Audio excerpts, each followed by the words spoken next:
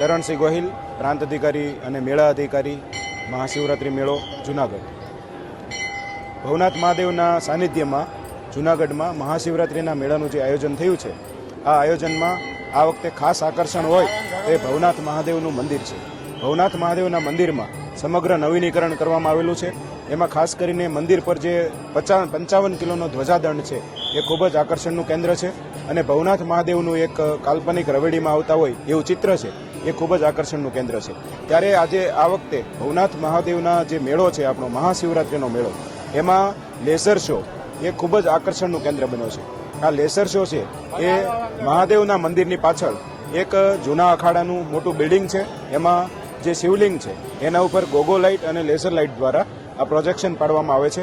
એમાં નૃત્ય કરતા મહાદેવજી ઉપરાંત અગ્નિ સ્વરૂપ મહાદેવજી ઉપરાંત ત્રિશૂળ, આ ઉપરાંત ઘણા બધા શિવ ભગવાનના સ્વરૂપો છે એ લેસર સ્વરૂપે દર્શાવવામાં આવે છે.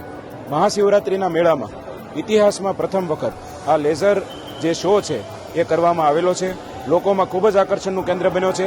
જે લાઇટિંગ છે એ પ્રકારનું છે કે જે ત્રિશૂળ છે એ ત્રિશૂળને એટલું ચમકાવે છે કે લોકોમાં આ ત્રિશૂળ અને ધજાદંડ એ ખૂબ જ આકર્ષણનું કેન્દ્ર બન્યો છે. આવો સૌ મહાશિવરાત્રિના મેળામાં આવો અને પુણ્ય અને ભક્તિનું ભાથું બાંધો. સૌને જય ભવનાથ.